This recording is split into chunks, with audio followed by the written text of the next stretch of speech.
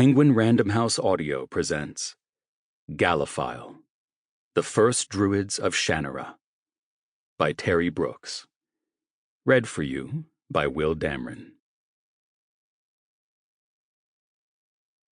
For all those true believers who just keep asking. 1. The tall man walked out of the dust and grime of the wind-blown flatlands toward the village that sat huddled by the only river within 20 miles. He was cloaked and hooded against the weather, although the day itself was hot and desolate, as if whatever life was out there in the near desert had long since burned away. The clouds and dust devils whipped past him, blowing in an easterly direction toward the highlands of Leia. Dry today, dry tomorrow. The weather had been that way for better than 2 full moons, and the likelihood of any sort of change was low. The boy who stood on the roadside in front of the general store watched the man approach with no small amount of wonder. The stranger carried himself with purpose and radiated a certainty that suggested he was here intentionally.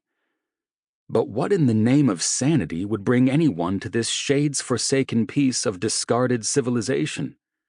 Friends and relatives? No, not a man such as this. Something else drew him. Something dark. The boy glanced down the roadway behind him toward the few buildings that lined the street and formed almost the whole of the village of Paranor, the general store, leatherworks, iron forge, weapons and tools works, and medical clinic.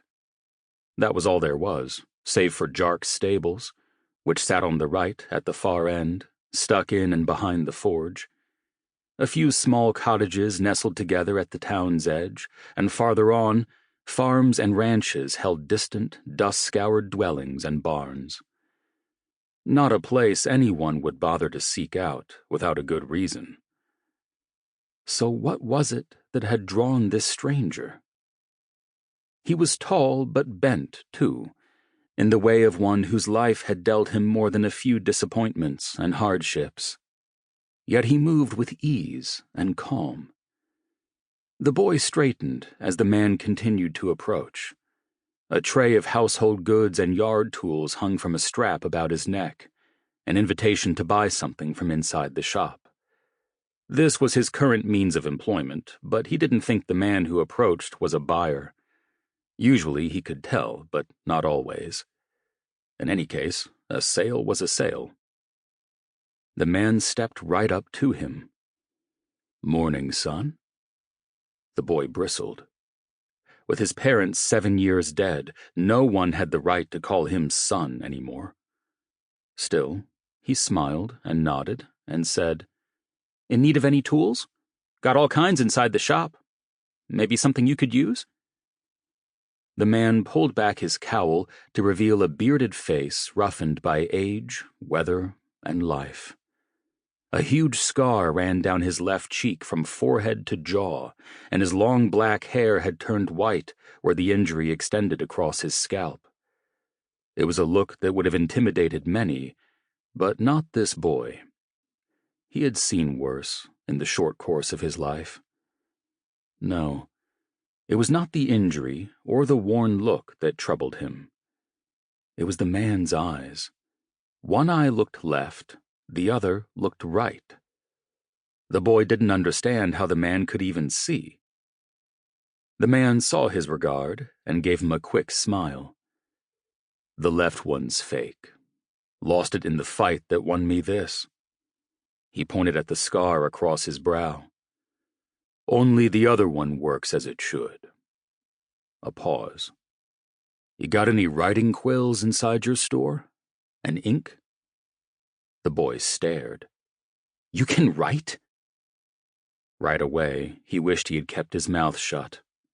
But out here, almost no one could write besides him. They hadn't learned, didn't care, and had no need to communicate with anyone at a distance. "I mean," he added, "not that many can, around here." The tall man laughed. "I can read, too. How about you?" The boy straightened. Read and write. Mama taught me before she died. After that, I just kept practicing on my own. If I don't understand something, I ask about it. But no one else reads or writes much. No, I don't suppose they do. Don't need to do either, this far out from everything. He paused. But you do, and that says something.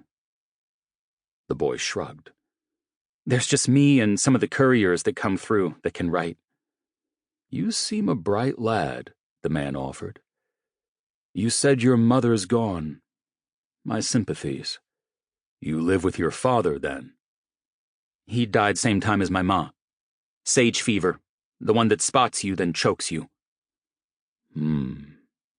No parents, yet you seem comfortable enough, with a job and all. Do you know your way around here? Of course. Not much to it, after all. What can I show you? Give me a coin, and I'll be your guide, if you want one. The scarred man reached into his pocket and pulled something out, then held it in the palm of his hand for the boy to examine. It was a gold piece, and the boy felt his mouth go dry. That coin was worth a lot, more than he would see in 2 weeks of work at the store. I'm looking for someone, the man said. Maybe you can help me find him in exchange for this coin. He's called Ratcher. The boy nodded slowly. I know him well enough to keep my distance. Oh, so he's a dangerous man, is he? Dangerous enough. He's killed 2 other men since he arrived last year, bare-handed. Saw him kill the one myself, down by the stables. Fellow picked a fight with Ratcher, called him some bad names, flashed a knife at him. Didn't matter, he never had a chance. Ratcher was twice his size, and much quicker. He eyed the gold coin and saw it vanishing if he continued. Still, there were things more important than coin. Honesty, for one. His mother had taught him that. He shrugged. I'll take you to him if you insist, but you should think twice about it. Thought it through before now, and that's enough thinking for me. Take me to him, and the coin is yours. What happens after that is my problem. Fair enough? The boy shrugged. Wait here. I gotta ask for time off before I can leave. He ducked into the supply goods store and found old Rent behind the counter, as usual. He asked permission and was summarily excused with a warning about loss of pay if he was gone for more than 10 minutes. He set his tray aside and was out the door in a flash. Ready when you are, he said. The stranger nodded. Well and good. Show me the way. They walked deeper into Parish Ron, following the sole street, which was mostly empty at this time of day. The boy was used to it, comfortable with the village's desolation. The stranger was harder to read. He looked around as they walked, scanning everything. Comfortable, but clearly of a cautious bent. The boy wondered again what it was that had brought him to this place in search of Ratcher. You're Elven, the man observed, glancing over. Full-blooded, I suspect. Yet you live here in the Southland. The boy nodded. I lived in the farmlands east of the Wren until my parents died. Then I caught a ride with a train hauling Westland grains and ended up here. I didn't want to stay in the Westland anymore. I had no relatives, and I didn't mean much to anyone. A shrug. I needed to be somewhere else, so I went east. I ran out of means when I got here, so I decided to stay. Though in truth, it was less a decision than a lack of choice. He had no desire to end up in a home for unwanted children, but he was not saying that. He was also not admitting that it was too sad to stay where his parents had died. That was the other part. I noticed the ears and the slant of your eyes. Those narrow features. Elf blood is hard to hide, not that you should try. It's a heritage to be proud of. I've had more than a few elven friends.